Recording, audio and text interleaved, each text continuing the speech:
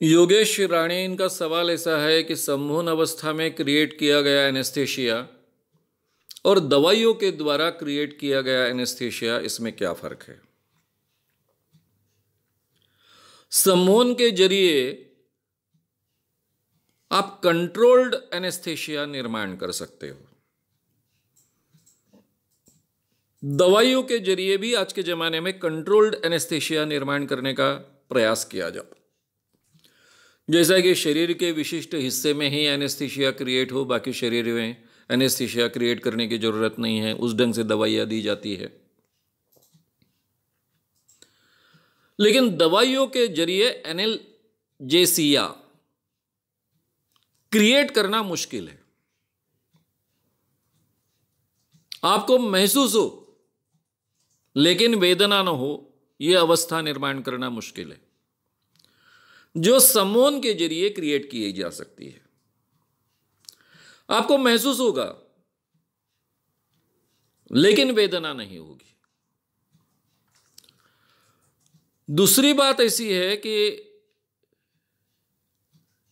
रक्त प्रवाह बड़े वेन्स का नहीं, लेकिन छोटा छोटा स्किन काट दी, वहां पे आपका ब्लड निकल रहा है, उसको भी सजेशन के द्वारा कंट्रोल किया जा सकता है। यह सम्मोहन में पॉसिबल है। सम्मोहन में शरीर के कोई भी हिस्से में एनेस्थीसिया या फिर एनाल्जेसिया क्रिएट होगा, यह करना संभव है, जो दवाइयों के द्वारा एक बहुत कम हिस्से में एनेस्थीसिया क्रिएट करना बड़ा मुश्किल है। तो ये बारीकियां हैं, ये फायदे हैं। सम्मोहन के द्वारा बहुत कंट्रोल्ड, बहुत कम एरिया में एनेस्थीसिया क्रिएट किया जा सकता है। ब्लड पर कंट्रोल किया जा सकता है, बड़ी वेंस छोड़ दी तो।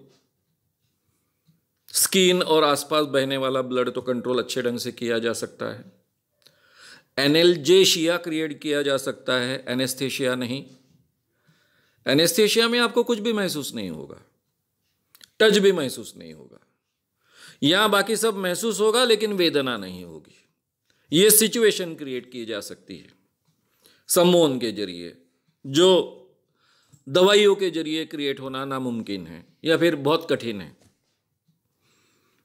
ऐसा हम कह सकते हैं। लेकिन अगर किसी को एलर्जी नहीं है तो हर व्यक्ति में एनेस्थीसिया क्रिएट किया जा सकता है। ठीक ठराविक समय में क्रिएट किया जा सकता है,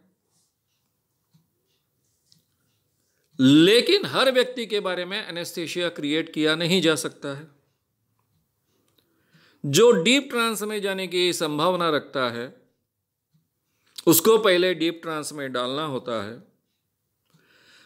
कई व्यक्ति पहली बार में डीप ट्रांस में नहीं जाते हैं, बार बार कोशिश करने के बाद में वो डीप ट्रांस में जाते हैं। यह व्यक्ति डीप ट्रांस में जाएगा, इसकी पहले कोई गारंटी नहीं होती है। जो भी प्री टेस्ट होती है, प्री टेस्ट लेने के बावजूद वो व्यक्ति डीप ट्रांस में जाएगा ही, इसकी कोई गारंटी नहीं हो सकती है। इसलिए उस व्यक्ति को पहले डीप ट्रांस में डालने का, फिर जांचने का, वो डीप ट्रांस में गया कि नहीं, इसकी जांच होने के बाद में फिर उसको सही माने में एनेस्थीसिया क्रिएट होता कि नहीं, वो एनेस्थीसिया कहाँ तक क्रिएट होता है, ये सब पहले जांच करनी पड़ती है। उसके लिए पहले मेहनत करनी पड़ती है और बाद में उस एनेस्थीसिया का उपयोग अगर ऑपरेशन के लिए करना है, नहीं करना है तो किया जा सकता है। जो कलकत्ता मेस्मेरिक हॉस्पिटल नाम से हॉस्पिटल चलाता था, जेम्स इसाडेल नाम का स्कॉटिश सर्जन, जिसने 300 के ऊपर ऑपरेशंस किए थे, जिस जमाने में एनेस्थीसिया नहीं था, उस जमाने में, यानी एनेस्थेटिक ड्रग्स नहीं थे उस जमाने में, वो हफ्ता भर उसको लगता था। 3-4 बार उस व्यक्ति को डीप ट्रांस में डालने की कोशिश की जाती है। जो व्यक्ति डीप ट्रांस में जाता है उसी पर वो ऑपरेशन कर पाता था, जिसको एनेस्थेटिक ड्रग्स नहीं दिए, मालूम ही नहीं थे उन दिनों में, इसलिए सवाल ही नहीं था।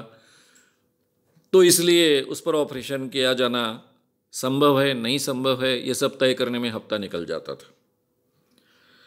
इसका मतलब बाकी जिनके बारे में एनेस्थीसिया क्रिएट नहीं किया जाता उन पर ऑपरेशन नहीं किए जाते, ऐसा नहीं था, किए जाते, लेकिन वो चिल्लाते रहते थे, फिर उनका ब्लड प्रेशर बढ़ जाता था, डर बढ़ जाता था, उसके कारण ब्लड प्रेशर और बढ़ता था, ऑपरेशन में कई दिक्कतें आ जाती थी।